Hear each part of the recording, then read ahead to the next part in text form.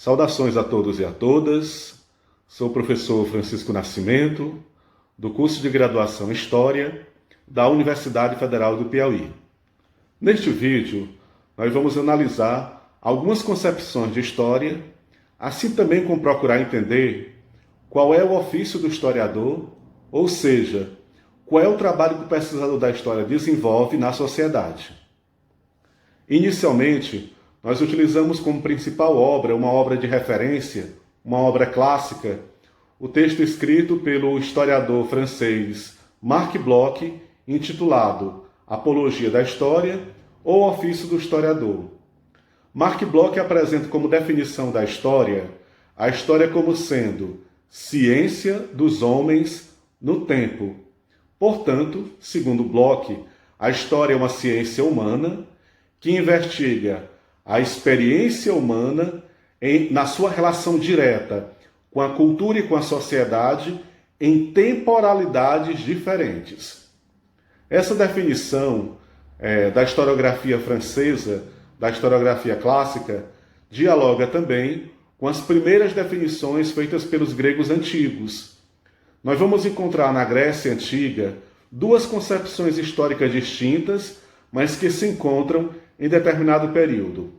Uma primeira concepção, uma primeira definição mítica, os gregos acreditavam em deuses, eram politeístas e achavam que havia uma deusa da memória, que era denominada Mnemosine, e o deus do tempo, chamado pelos gregos de Cronos.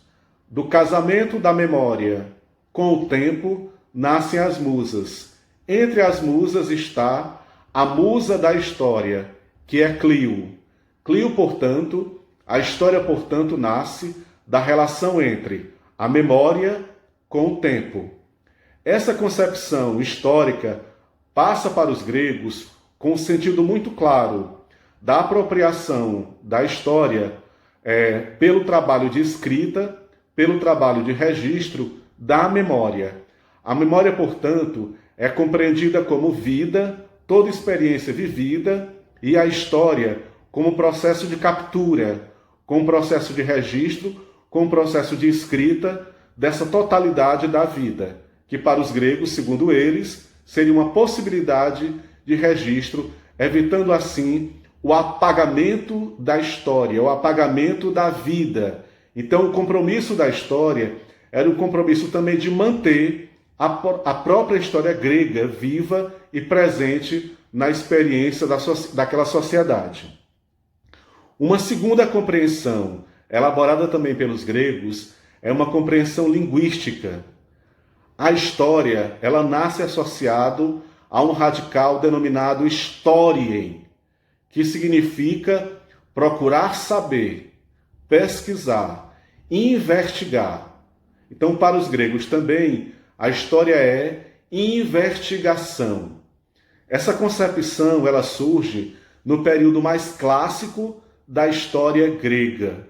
Então nós saímos de uma fase mítica em que os gregos compreendiam a história como Clio, como filha da memória e do tempo, passamos para um período clássico em que é compreendida com um processo de investigação, portanto um processo mais elaborado, diretamente relacionado à filosofia, que nasce juntamente com a história.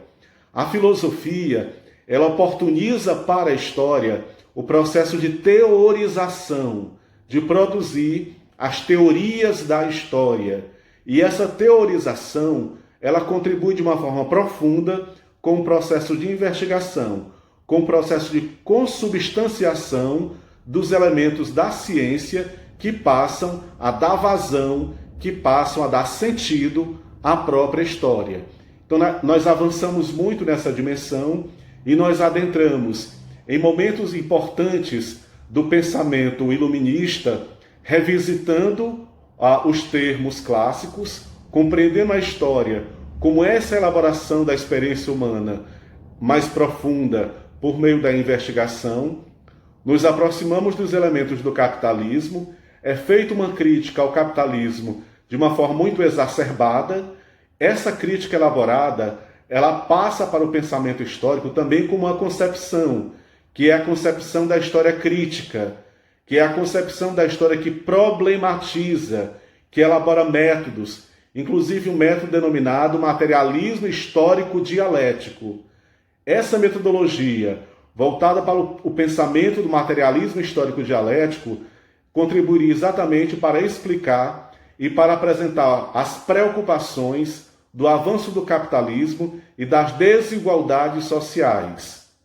Avançando bem mais nas concepções históricas, nós vamos encontrar nessa constituição científica o avançar desse pensamento, também feito pelos franceses, especialmente por uma escola, a Escola dos Análises, em que se apresentaram novas fontes, novos métodos, novas teorias para compreender a experiência humana. Esse alargamento do pensamento histórico foi muito importante para as sociedades modernas, inclusive para a utilização de fontes até então preteridas. Nós passamos a utilizar, além de papiros, pergaminhos, jornais, passamos a utilizar fotografias, a utilizar o cinema, enfim, livros de memória. Várias outras modalidades foram inseridas na própria constituição do fazer científico histórico. Daí também diz respeito ao ofício que nós iremos destacar logo em seguida. Avançamos para o século XX e nós vamos encontrar uma história pensada também para a dimensão ficcional, a partir das narrativas. Então nós temos uma concepção da história mítica, uma concepção da história linguística, uma concepção da história voltada para o campo científico da investigação propriamente, mas nós também temos uma concepção da história pensada a partir das narrativas, a partir da ficção, que não teria um compromisso com a verdade, tendo em vista a incapacidade da própria história de dar conta de toda a completude do que é a experiência humana, tão vasta, tão ampla e como ela se dá. Então, o ofício do historiador, o trabalho que o historiador desenvolve, é exatamente o trabalho de investigação, é de aproximação dos indícios, de aproximação dos testemunhos, de aproximação das falas, de transformar esses elementos em fontes históricas, de trabalhar essas fontes a partir de várias metodologias, de metodologias diversas, e aprofundar essa análise por meio de teorias,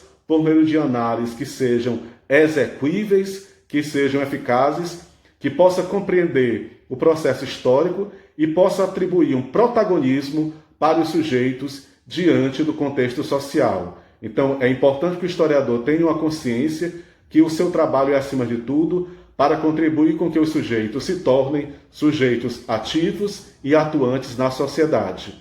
É um compromisso, é um ofício que se dá por meio de uma compreensão clara de como o processo da sociedade se constitui, como ele se elabora, para que possa haver um processo reflexiológico, para que a dimensão da historiografia, da escrita da história e da análise do processo, ela avance ainda mais e ela atinja novas sociedades, novos grupos humanos. Então, para que novas gerações se formem, para que novas gerações tenham acesso a esse processo reflexiológico e que possam continuar elaborando, continuar escrevendo, continuar vivenciando esse protagonismo histórico.